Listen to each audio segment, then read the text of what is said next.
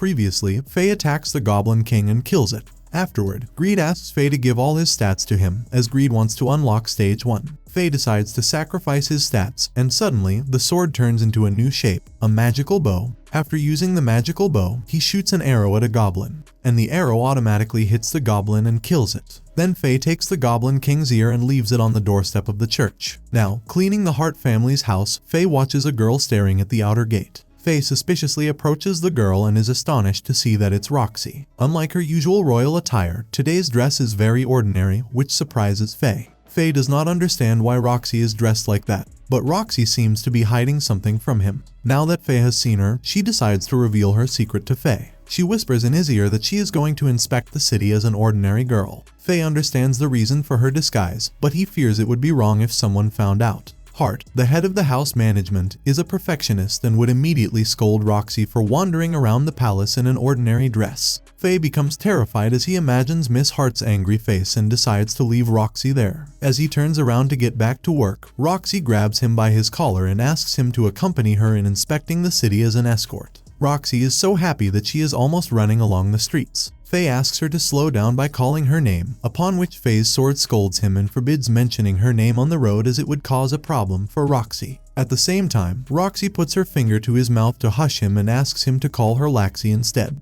That way, they can freely walk around the streets for as long as they want. Suddenly, Faye asks the sword to shut up as it constantly annoys him. Standing close to Faye, Roxy thinks that Faye told her to shut up due to her immense excitement and childishness. She apologizes and tells Faye that she got too excited coming out with him alone. At the same time, the sword taunts Faye for being shy, which angers him so much that he picks up his sword to throw it away. But Roxy stops him from mishandling a dangerous weapon. For the first time, Roxy wants to look at Faye's sword. Faye delves deep into his thoughts, realizing that he can never reveal the sword's secret. If it tastes the soul once, its hunger will keep increasing. If you don't feed it, you will die or do something worse to satisfy its appetite. Roxy does not like its appearance and mentions that she will ask the Hart family's blacksmith to take a look at it. They begin walking again, and the sword knows how Faye feels about Roxy. It mentions that Roxy's fragrance smells nice. Upon hearing this, Faye wants to throw the sword, but Roxy asks Faye to walk quickly. They reach the local market. Roxy sees some fresh grapes, and the shopkeeper claims that they are from the Hart family's vineyard. She tastes one and gives Faye a piece, telling him it's from her own home. The shopkeeper overhears this and is surprised. As usual, the sword tells Faye to rescue Roxy, and Faye tells the shopkeeper that she has someone in the family who visited the Hart family's house. It's not her home. Suddenly, the people on the streets are terrified to see a royal knight walking down the road. Faye tells his sword to keep its mouth shut as it keeps blabbering. The holy knight angrily turns toward Faye and orders him to be quiet.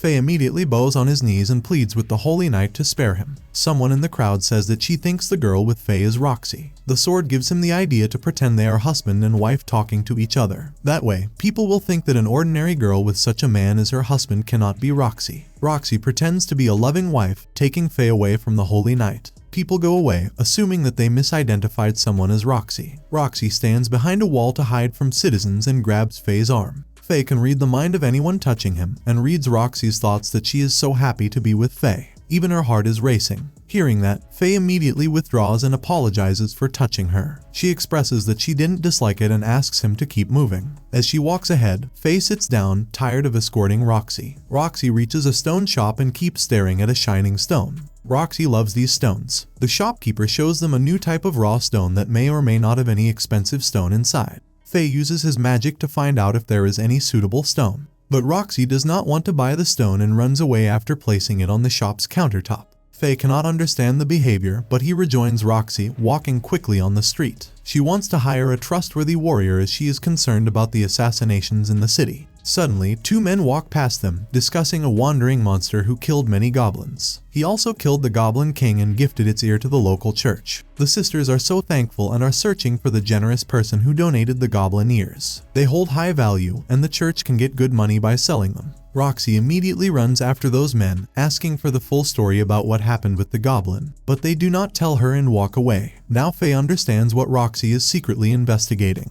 Walking through the market, Faye decides to go to his favorite pub. The owner is so happy to see Faye after so long. Faye explains that his new job keeps him busy in his unique position. The owner congratulates him for choosing a cute girl for himself. Faye becomes so nervous upon hearing this and immediately denies it. He is worried that Roxy may feel humiliated if she is linked with him. However, she smashes the glass in her hands at the same time, looking dejected and heartbroken. She likes Faye, but she cannot express it, and Faye does not understand it either. The owner smiles, as it's usual in the pub for angry warriors to break things, which he does not mind. But the sword tells Faye that Roxy likes him, and in shock, he also breaks the glass in his hand. The owner keeps mentioning that a rumor about a wandering monster is the talk of the town. It doesn't seem like a warrior killed goblins, otherwise he would have chopped off their ears to sell. In any case, travelers are afraid to journey through the mountains to the city, which isn't good for their business. At the same time, a man who knows Faye enters and shares that holy knights have decided to fight someone, killing goblins and similar creatures. Faye becomes terrified as all his stats have recently been drained. Roxy's curiosity about the matter surprises the man, but she makes an excuse. Suddenly, many men enter the pub and touch Roxy inappropriately. This angers her, and she smashes the muscular man with just a touch of her finger. They immediately recognize it as a trick only a royal family member can perform. She cannot be anyone other than Roxy from the Hart family, who supports the king. All the men immediately bow in front of her to apologize, but she speaks to them as their leader, stating that she will fight alongside the holy knights to kill the monster. After all, she wants this land to be a pleasant place to live, which was her father's dream. Now, she has made it her mission.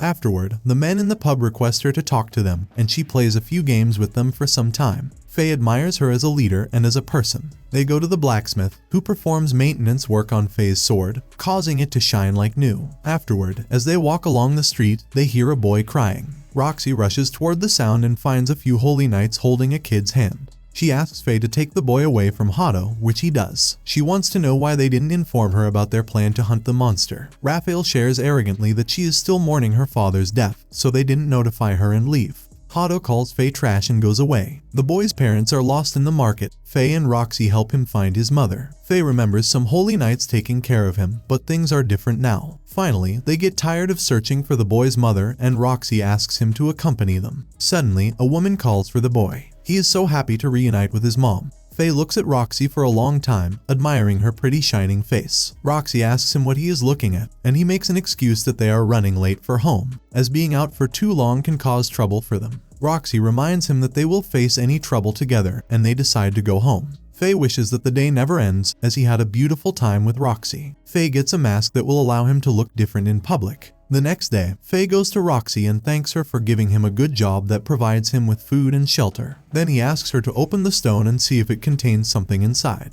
She breaks it and finds a beautiful shiny blue stone. She is so happy and asks Faye what he wants in return. When he says nothing, she gives him an entire year's worth of meat supply. And that's the end of the third episode of Berserk of Gluttony. Please comment and let me know which anime recap you'd like to see next. As always, if you liked what you saw, subscribe to the channel. I'll be uploading a lot of videos just like this one, and I'll see you in the next one. Till then, goodbye.